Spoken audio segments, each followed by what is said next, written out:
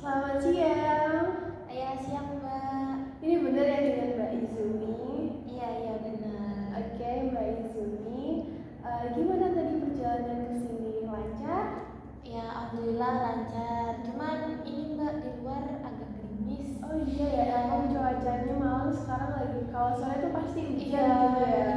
iya Mbak. Belakangan ini tuh kayak hujan terus. Tapi kalau pagi tuh panas banget. Iya, benar-benar sampai biasanya bangun tidur tuh kayak gerah gitu Iya, ya. benar Mbak, benar.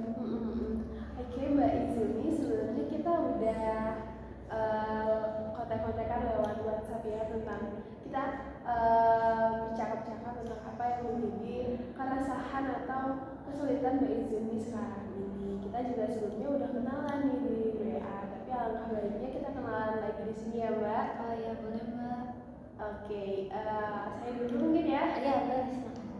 Oke, perkenalkan nama saya Kanayatri Rahmatullah. Mbak Izumi bisa manggil saya Mbak Naya atau Mbak Kanaya juga bisa.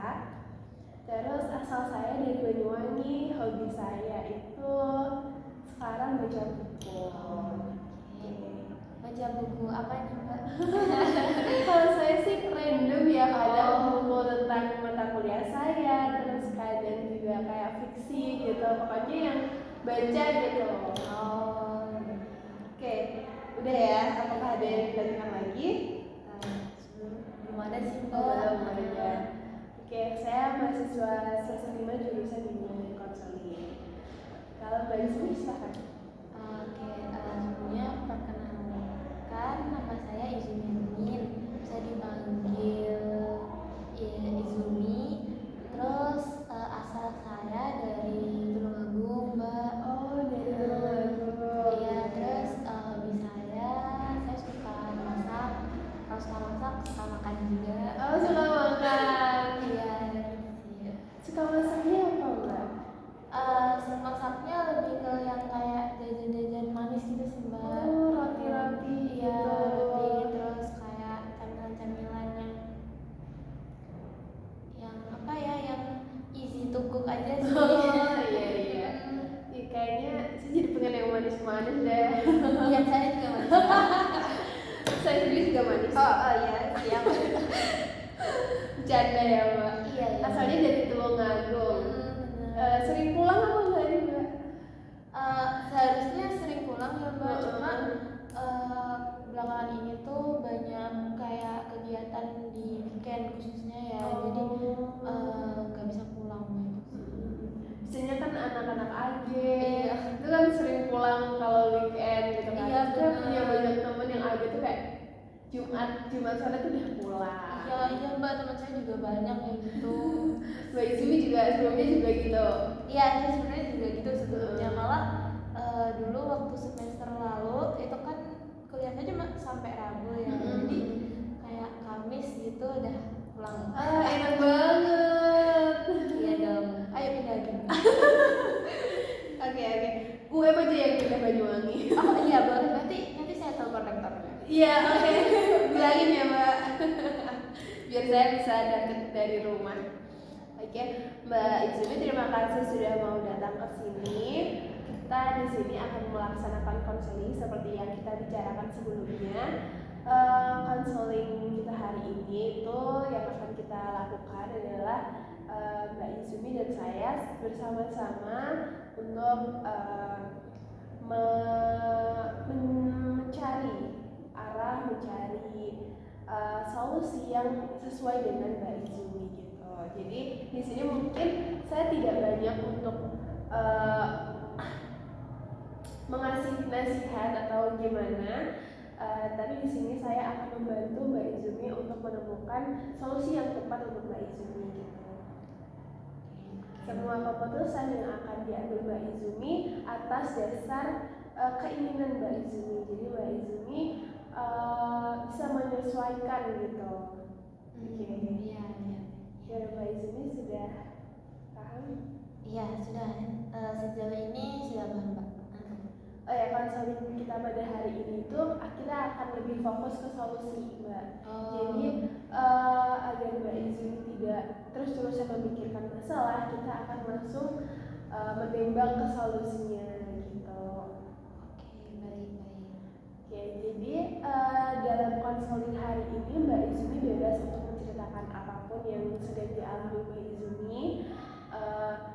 jangan takut untuk bercerita karena saya menjamin kerahasiaan dari cerita Mbak Izmi gitu ya.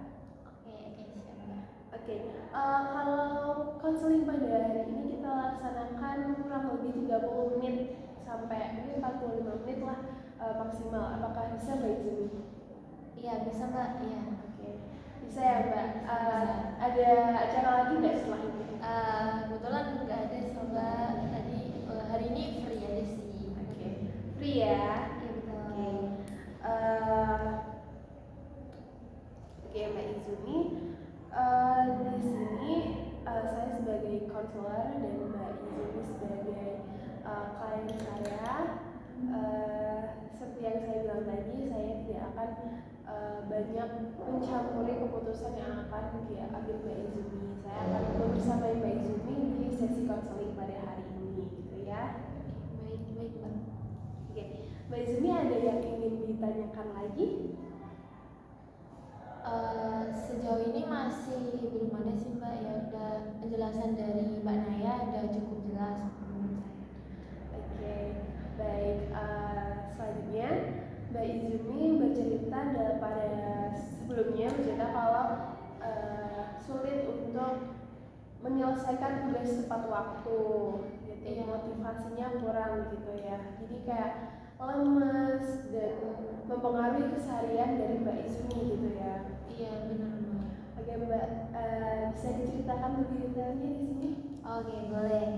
Saya ingin cerita ya Mbak. Jadi gini, kan saya kan juga mahasiswa ya. Nah terus itu ikut yang namanya organisasi. Nah di belakangan hari ini itu tuh organisasi saya tuh kayak lagi sibuk-sibuknya gitu loh. Lagi banyak-banyaknya proker yang dijalankan, dan di sisi lain sebagai mahasiswa kan juga ada tanggung jawab tugas gitu ya Mbak. Nah terus tuh saya ngerasa waktu saya melaksanakan proker-proker ini tuh tugas-tugas saya tuh kayak jadi terbengkalai gitu loh Mbak. Kayak saya tuh fokusnya tuh lebih ke si organisasi ini. Saya kayak kalau misalnya di grup itu biasanya kan mas respon gitu ya kalau misalnya ada teman-teman yang nanya tugas, terus kayak ketika ada program ini terus saya kayak jadi malas buka grup, terus jadinya terus kayak ditanyain gitu loh, ini kenapa kok hilang-hilangan kayak gitu. Terus selain itu ketika kan kalau misalnya program itu kan ada tahapan-tahapannya gitu ya Mbak, kan kayak misal hari ini rabel, terus habis itu rakor, terus tadi bersih.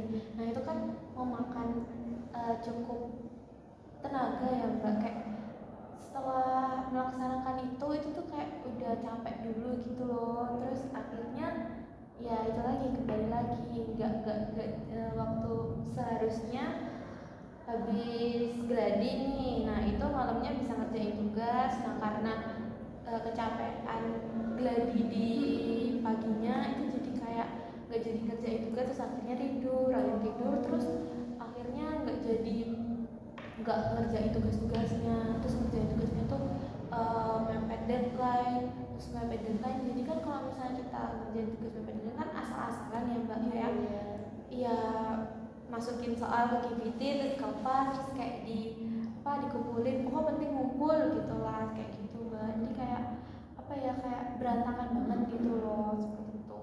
Oke, jadi di semester 5 ini Mbak Izumi tuh merasa atau banyak kegiatan gitu ya di organisasinya tuh lagi banyak-banyaknya proker, jadi itu membuat Mbak Izumi tuh lelah.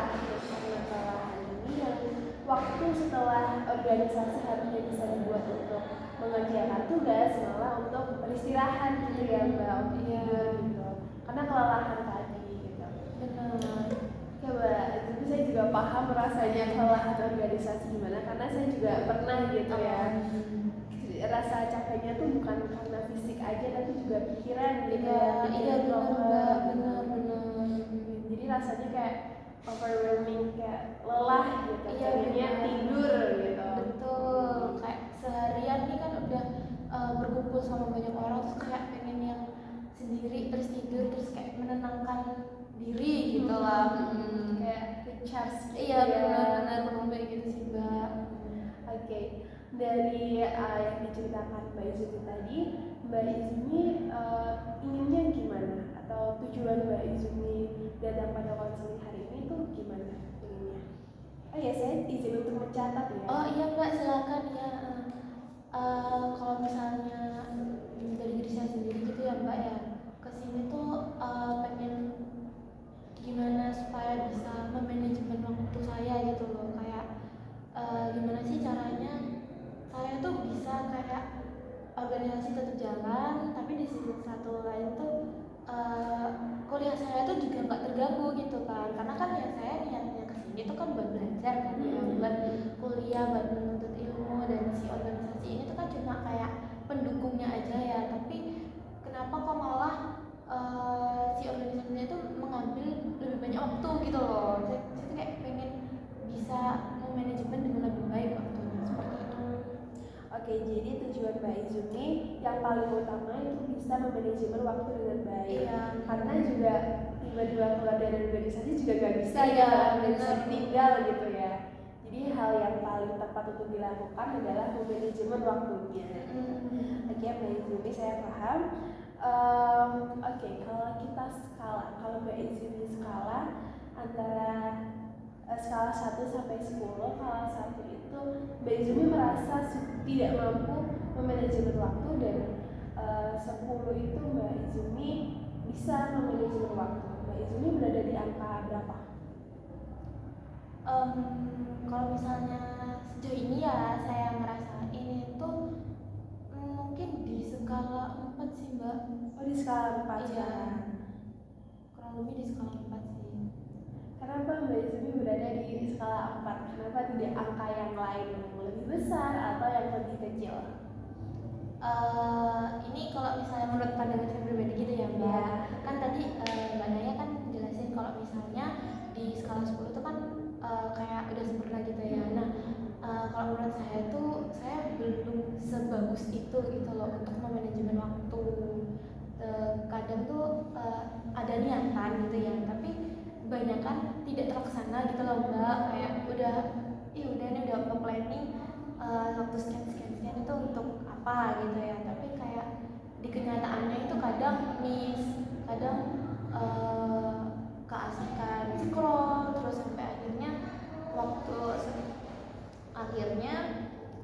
pas waktu itu waktunya belajar itu malah kebablasan scroll kayak gitu. Iya.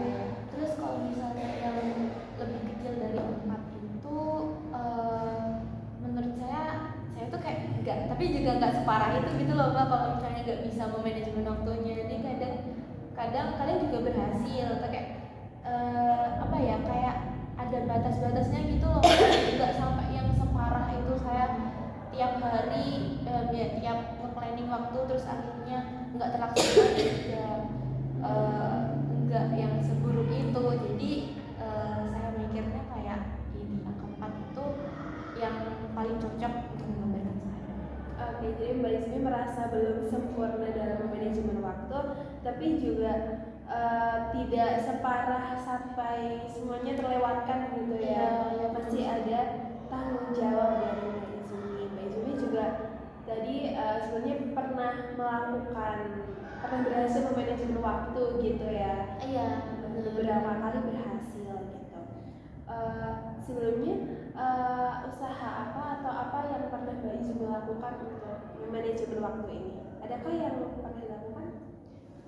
Kalau misalnya yang kayak memanajemen waktu itu saya pernah nyoba pakai to-do list. Oh iya.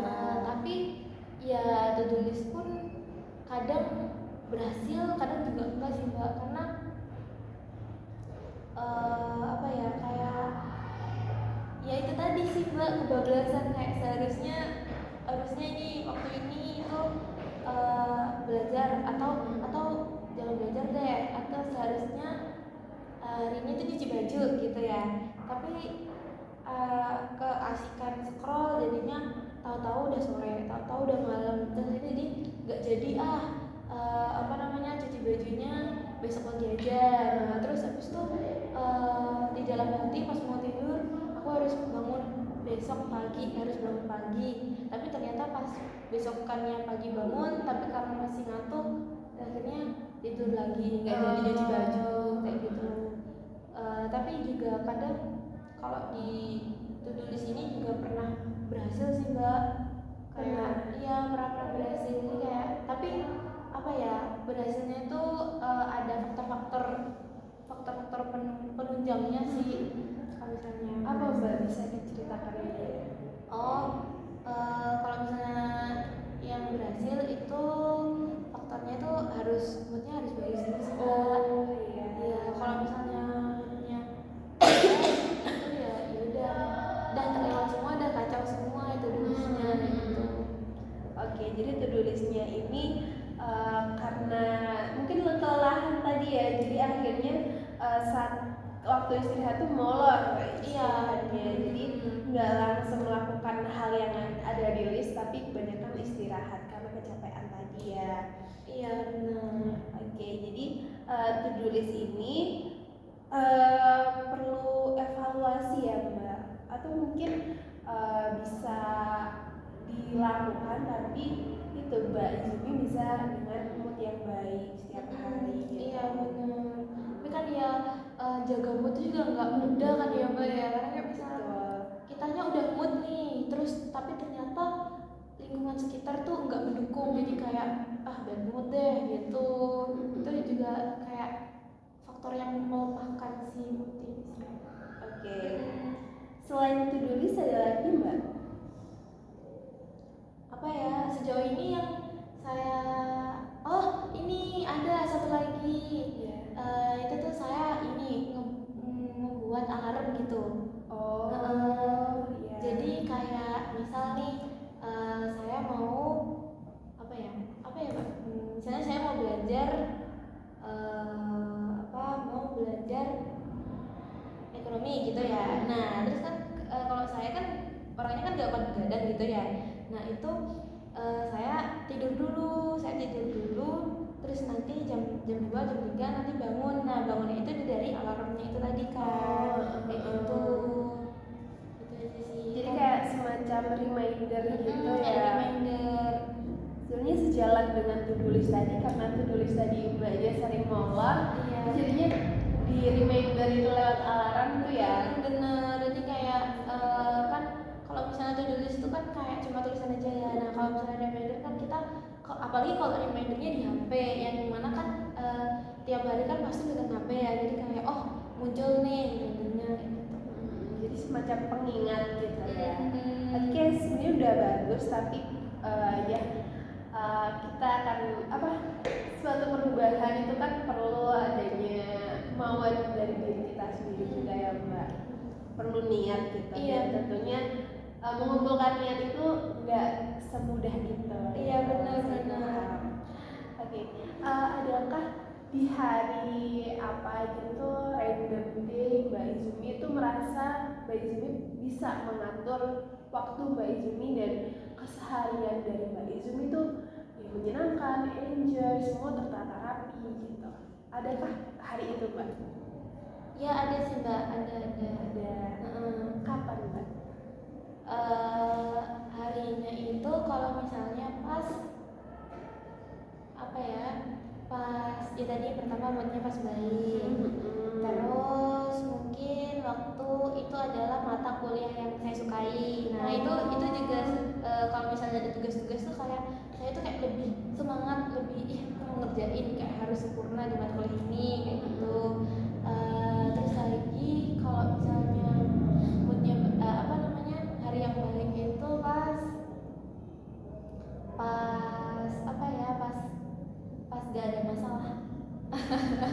Maksudnya kayak kemarinnya itu kayak yang kayak have fun dengan teman-teman gitu. Nanti pasti besoknya itu masih kebawa senangnya, perasaan senangnya gitu. Oke, saya paham. Jadi mood yang baik itu banyak faktornya. Kadang-kadang ada dari matkul favorit Mbak Izumi, terus juga ada ketika nggak ada masalah. Sebenarnya di dunia ini kan nggak ada orang yang nggak punya masalah ya Mbak. Jadi tergantung gimana kita mengelolanya aja. Iya benar, sesat sekali. Ya itulah fakta yang menyakitkan ya Mbak. Iya benar. Oke, jadi faktor dari gimana Mbak Izumi bisa memanajemen waktu itu adalah salah satunya adalah mood yang baik. Dan mood yang baik ini ketika ada matkul favorit Mbak Izumi. Dan tentunya pastinya nggak tiap hari dong. Iya benar, sekali seminggu Mbak. Berarti kalau pengen moodnya positif setiap hari harus menyukai semua matkul Mbak. Aduh berat Mbak, apalagi yang matkul seminar itu Aduh pusing ya Iya, Mbak. benar. Berarti kalau sulit pasti kitanya nggak suka gitu. Iya. Oke, saya paham. Terus oke. Coba sekarang Mbak Izumi bisa membayangkan. Ini saya perlu tutup mata atau enggak Mbak? Halo, apa mau tutup mata silahkan, Mbak juga silahkan. Kalau Mbak Izumi nyamannya menutup mata, karena kan butuh imajinasi ya. Oke, coba sekarang Mbak Izumi bayangkan nanti malam Mbak Izumi itu tertidur pulas banget dan tiba-tiba ada sebuah keajaiban di mana Mbak Izumi itu paginya ketika bangun Mbak Izumi bisa menata waktu dengan baik, bisa manajemen waktu dengan baik. Gitu. Gimana Mbak, sudah dibayangkan? Ketika bangun, Nah, apa yang pertama kali Mbak Izumi sadari dari perubahan itu? Setelah saya bayangkan ini ya Mbak, terus mungkin hal yang saya sadari dari perubahan itu lebih ke apa ya, konsistensi gitu ya Mbak. Gimana bisa diceritakan? Ya kayak kan misal tadi kan tidur gitu Iya. terus bayangkan kalau misalnya pagi itu aku bisa lebih saya bisa memanajemen waktu dengan baik kan ya. Perubahan dari mungkin Mbak Izumi sudah bingung ya bagaimana Iya. perubahan yang dimaksudkan gitu. Oke, maaf ya Mbak Izumi Iya, membuat nggak Mbak Izumi bingung. Jadi mungkin pertama yang hal apa yang disadari Mbak Izumi itu adalah perasaan Mbak Izumi. Iya. Gimana?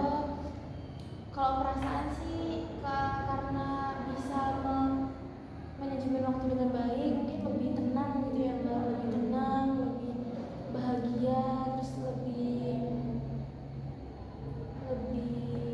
apa ya? Enjoy. Iya, lebih enjoy karena saya udah bisa memanajemen waktu dengan baik, jadi kan tugas-tugas tuh kayak tidak tugas-tugas tuh berjalan sesuai dengan mestinya gitu loh, waktunya kan deadline-nya itu gak terburu-buru, terus banyak spare waktu, akhirnya kan banyak spare waktu untuk istirahat, jadi lebih tenang, tidak diburu-buru, dikejar-kejar dalam tugas gitu.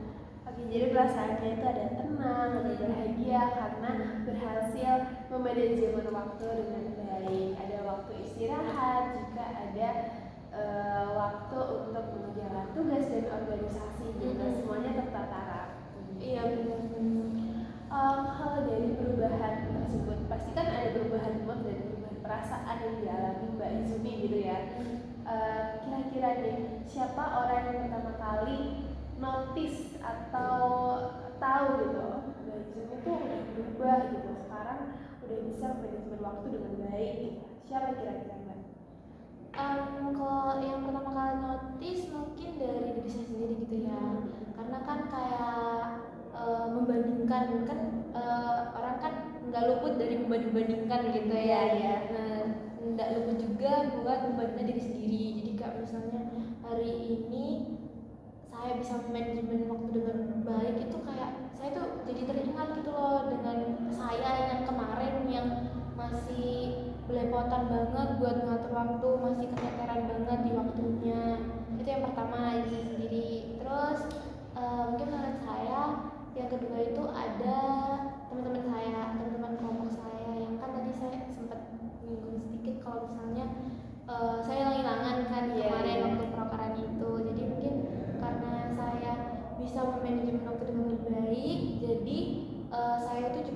bisa fokus ke tugas. Jadi kalau misalnya mereka tanya atau ada tanya atau mereka butuh minta tolong tuh saya bisa lebih fast respon ke mereka gitu. Oke, jadi yang dibayangkan Mbak Izumi itu yang pertama kali notice adalah pertama diri sendiri ya tentunya, karena melihat ke belakang dulunya Mbak Izumi belum bisa memanajemen waktu, sekarang bisa menatanya dengan baik gitu. Terus dari teman-teman juga pastinya notice Mbak Izumi jadi lebih rajin, lebih fast respon dalam menjawab pertanyaan-pertanyaan dari grup gitu ya. Iya benar. Oke. Kalau dibayangkan Mbak Izumi itu sangat indah ya. Iya benar, indah banget Mbak. Mbak Izumi juga pengennya seperti itu ya. Iya benar, iya pengennya ya seperti itu sih, atau at least lebih baik gitu daripada sekarang. Sebuah keajaiban. Oke, sekarang masih bayangan Mbak Izumi yang bisa menata waktu dengan baik itu. Kira-kira nih Mbak Izumi, hal apa yang akan Mbak Izumi lakukan agar Mbak Izumi itu tetap bisa memanajemen waktu dengan baik? Tetap bisa memanajemen waktu dengan baik ya. Mungkin yang pertama itu konsisten kali ya Mbak. Konsisten. Terus yang kedua itu lebih disiplin lagi ke diri sendiri gitu. Kalau misalnya ya udah ini waktunya ini gitu, ya harus lebih tegas ke diri sendiri, lebih disiplin gitu. Oke, jadi kuncinya agar tetap bisa enjoy dan tetap bisa menata waktu dengan baik itu yang dari Mbak Izumi adalah pertama adalah konsisten mengatur waktunya tadi ya, dan juga disiplin. Karena kita tahu ya dari awal penyebab dari kegagalan to-do list dan alarm tadi itu karena Mbak Izumi kurang konsisten dan disiplin. Iya benar. Oke, Mbak Izumi, dari percakapan kita tadi sebelumnya Mbak Izumi sudah banyak memunculkan solusi-solusi gitu. Yang pertama tadi yang sudah dilakukan Mbak Izumi, yang pertama adalah to-do list dan alarm. Keduanya itu sangat berkesinambungan gitu. Mbak Izumi to-do list dan ada remindernya dari alarm tadi. Cuman karena ada kurang konsisten dan disiplin, jadinya beberapa kali itu gagal. Iya benar. Di sini juga tadi Mbak Izumi juga tahu untuk agar bisa tetap memanajemen waktu dengan baik, Mbak Izumi itu harus konsisten dan disiplin. Iya benar. Dari solusi tadi ada faktor-faktor juga yang bisa mempengaruhi Mbak Izumi dalam konsisten dan disiplin, yaitu adalah mood yang baik gitu. Mood yang baik itu berasal dari diri sendiri dan juga dari faktor eksternal gitu ya, dari teman-teman Mbak Izumi gitu. Iya benar. Oke, jadi kuncinya ada di mood, konsisten dan disiplin. Dari Mbak Izumi nih, setelah kita bercakapan tadi, menemukan solusi tadi, apa yang ingin Mbak Izumi lakukan terlebih dahulu untuk awal gitu? Mungkin kalau misalnya dari solusinya tadi, hal yang ingin saya lakukan itu lebih ke disiplin aja sih Mbak. Ya kayak lebih mendisiplinkan diri sendiri gitu, lebih kayak misalnya ya udah kalau misalnya waktunya ini tuh kamu harus disiplin dengan apa yang udah kamu buat gitu loh, harus bertanggung jawab, disiplin dan bertanggung jawab dengan apa yang kamu buat. Masa ya udah dibuat tapi enggak dilakuin kayak gitu. Mungkin ya disiplin itu sih Mbak yang pengen dalam waktu dekat ini pengen saya coba terapkan kayak gitu. Gak apa-apa Mbak Izumi, kita pelan-pelan aja, kita mulai dari yang paling sederhana, yang paling bisa Mbak Izumi lakukan gitu untuk akhir-akhir ini. Tadi ingin mencoba untuk lebih disiplin gitu ya. Oke, lebih disiplin dalam mengatur jadwal di to-do list tadi ya? Iya, kayak lebih disiplin mengatur jadwal ya, yang seperti Mbak Naya bilang. Jadi bisa dengan membuat to-do list dan juga Mbak Izumi mencoba untuk lebih disiplin gitu ya? Iya benar Mbak. Oke, Mbak Izumi,